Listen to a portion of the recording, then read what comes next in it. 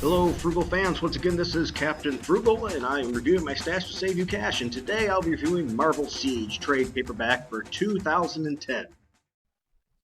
Alright, here we're going to be looking at Marvel Siege paperback.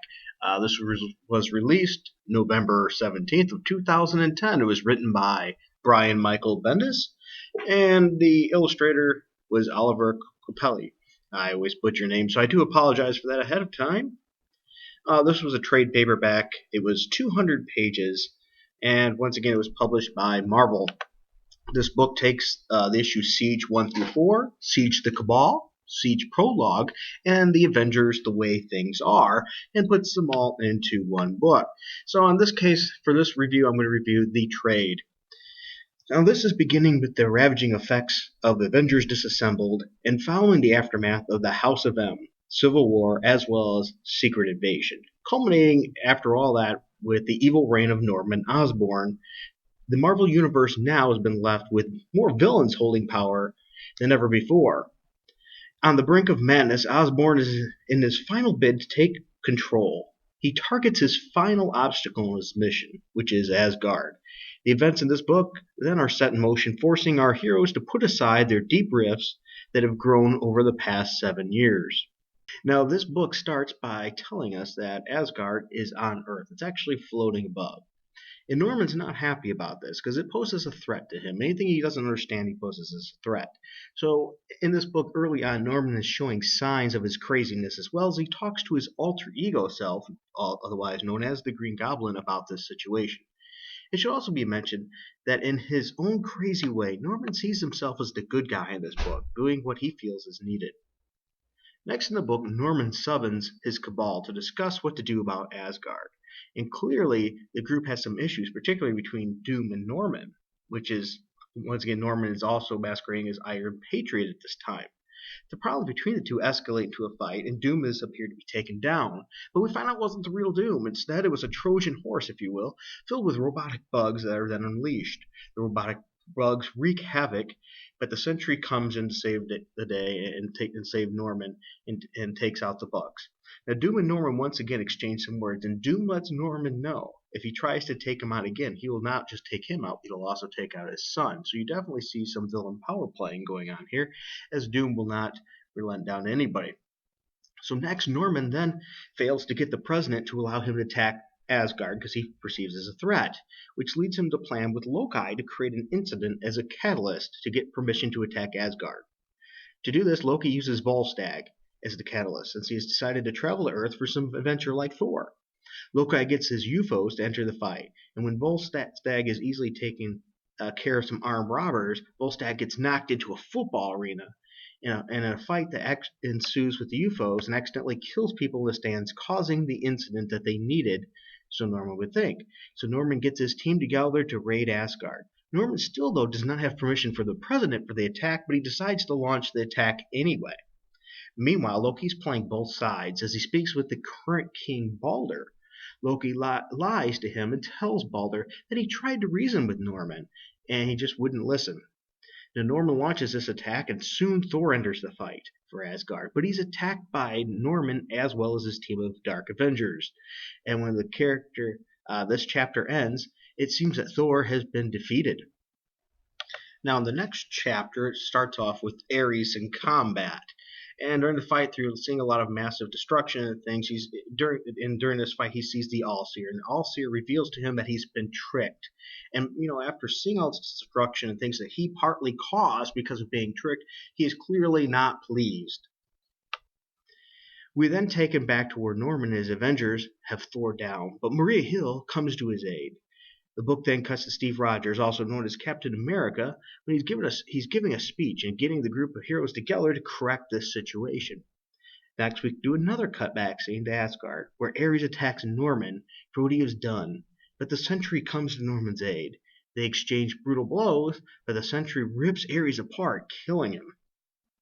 When we get back Captain America as a team, they're getting ready to get into this mess. Bucky Cap gives Steve Rogers his shield and tells him the world needs Captain America. And Jarvis gives Steve a briefcase for Tony Stark, which I think you can assume it's an older version of the Iron Man armor. That's what it used to be stored in. So next we're taken to Daken, the child of Wolverine, tracking Thor in Bronxton. And he finds him, but I bet he wished he hadn't, as Thor takes him out with a massive bolt of electricity. Norman then sends a sentry after him. So Taskmaster warns Norman to turn around quickly, and when you do, you see Captain America's shield coming at him in the reflection of his armor. And that's the end of that next chapter, that was a pretty cool ending. The next book starts with the president talking to his staff and trying to figure out what to do do next. They see that Captain America's Avengers are entering the fight. So soon after, we see Sentry though coming down to take on Thor, and he says, "How many gods will I have to kill today?" And of course, we get a fight between the big guns, and you might as well yell Mortal Kombat.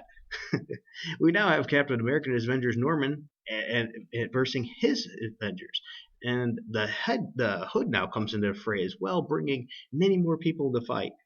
Meanwhile, the character Speed brings Tony his Iron Man armor so that it can get him into the action.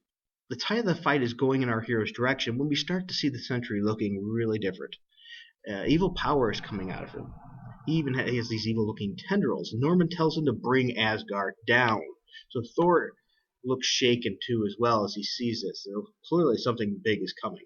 And the vast sorrow over failure as he sees the Sentry break Asgard apart.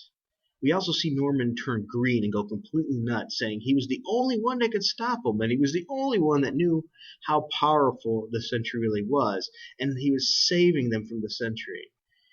And this is the end of the book. Now, the next chapter in the book starts right where the other one left off. The Sentry is over the Avengers, and the fight begins. And then we move to Loki, which is seeing the error of his ways, because even though Loki in a way is termed a bad guy, he's not exactly. He's wanting control, and he sees that he's made a lot of mistakes here, and he's feeling sorrow and asks for forgiveness, and asks for the Stones of Norn so that he can help the heroes with what is left of Asgard and his people. Because ultimately that's what he wants to rule. He doesn't want to rule nothing, he wants to rule Asgard. So he then uses the stones to power up the Avengers so they can battle the Sentry. The Sentry notices the heroes are more powerful, but they only get this for a few panels. And he finds out that Loki's the root of it, so he attacks, and he appears to have killed him. This does not stop our heroes, as they do not give up. Even Spider-Man stayed to fight, unlike Dan Slott would write him, where he would probably run off and have to be saved by somebody. So this clearly shows that Bendis knows how to write Spider-Man better. Iron Man uses the Hellcarrier as a missile to attack Sentry, and it seems to have worked, as we now see what appears to be a confused regular man where the Sentry used to be. The Sentry asks the heroes to kill him, but Thor says no, that he will live to see the penance of his deeds. You can see that Sentry seems like he has sorrow. But then they see why he was asked for death. As the Angel of Death, which he supposedly is what Norman said, he seems to come back again from out of this Bob character, and Thor then kills him. And he takes his body to the sun and disposes of him. Now, this wasn't a brutal taking the sun. It was actually a sorrowful moment. The battle is over, and they round up the villains, and Cap gives the shield back to Bucky. We are then taken to the White House, where we see the president asking now to have Steve Rogers in charge of taking care of the world, and he agrees with one promise, that he can do it his way. Next, we see the Superhero Registration Act was thrown out, so this ends up to tie up with the Civil War, and there's a party where the heroes and then Thor and some Asgardians all of a sudden come to thank them and let them know if they are needed that they're there. But right on cue, Steve Rogers says, great, because we need you for what is next, and that's the end of this chapter. Now, there's one other section in this book, and it's the last part of the trade. It's The Way Things Are, which takes place actually before the events of the rest of the book. So it's a prequel to that, a precursor. It starts off with Spider-Man out in the snow swinging on a web when we hear a large noise and seeing Thor crashing down. Thor is mumbling about a great power, and Spidey sees it. It's a Norse ice giant. And then he sees the Avengers as they're there to help. We then get to see the Avengers take on a giant ice giant. I mean, really, this is bigger than normal. When we see the Iron Patriot and his Avengers also joining in on the fight. The fight becomes Avengers versus Dark Avengers versus the Norn Ice Giant. Then, believe it or not, Osborn gets his team to settle down so they can actually all work together. We then find out that the world of the gods and the world of man are getting turned into one, and it's up to them to stop it, and they will need a sword called the Twilight Sword in order to do it. On the way to get the sword, the team gets attacked by a large group of creatures, but our heroes battle through them to continue to the path to the sword. When they find that the sword is encased in ice, Ares tells them that no mortal can touch it, and then he breaks the sword free and seems to have saved the day. Seems a little rushed, though. Thor comes to take the sword back to where it belongs, and Norman and him share words. Because this was during the time where the Dark Avengers were hunting the Avengers, because the Avengers were illegal. Then the two teams separate and go and leave. Ultimately, that is a summary of this book, so let me go over some of its pros and cons. The pros: the art style is mixed in, and it's better than others. It's good. I wouldn't say it's anything great, but it's good. If you're a Thor or Asgard fan, this is a nice story spotlighting just how powerful those characters really are in the Marvel Universe. Captain America is given the respect in this book that he deserves, which sometimes we tend to not see, especially over the last few years. It's been hit and miss. It can be very hard to write a large story with many characters while keeping the characters' normal behaviors and tasks. For example, look at Slott. He fails at this all the time, using grand schemes, and instead of writing the character in character to fit the story as it goes and let them be part of it organically, he changes the characters to make them fit the story, and that just doesn't work. Whereas Bendis seems to be able to keep the characters' behaviors as well as charm intact with the story, making it much better. For example, Spider-Man making jokes at one point. Thor showing great respect for Steve Rogers at another point. Much more respect than Marvel's been giving him lately, anyway. And Luke Cage saying he's a big fan of second chances, because if you know Luke Cage's history, it makes perfect sense. So we also get to see the fastball special with Luke Cage and Wolverine. And I mean, come on, that's Marvel continuity porn right there. That's just awesome. And it's nice to see a large group of ex-Avengers as well coming together. Now, the book isn't all rosy. Let's look at some of the cons. If you haven't read recent Thor books, the story might be a little bit dramatic for you. We saw many villains, but we really did not get to see too much of them.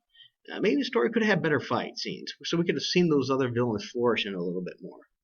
The Sentry says, "This is wrong. Yes, your heroes aren't playing fair. This is a trick." Why did he say this? I mean, he's got all these powers, and all of a sudden he notices them that much? Come on. This seems a little off for coming from such a super powerful being. Even especially since they only battled for a few seconds. I mean, it was a few panels. How did he notice that big of a difference that quick? As well as the last story in this trade is more of a side story that takes place before the events of Siege, so really all it was filler. And it was an okay story. So overall, for the grade, I'm not a big fan of big events in comics these days. They seem to be coming too fast, and they promise too much, and they just don't put enough character in it, and it gets in the way of the continuity of the regular series of books. I miss the old days when a single title held a good enough story to keep people interested in reading. It seems like we're using this as a marketing ploy to extend people to buy other books, but we're really actually losing out on character as a whole. But with that said, Bendis is one of the better ones for keeping those characters involved and well in it. So overall, this book was not bad. I would give it a B. Thank you again, Frugal fans. If you enjoyed this, please hit like and subscribe. And also, if you want to see more, check us out at thehenchmenslounge.com.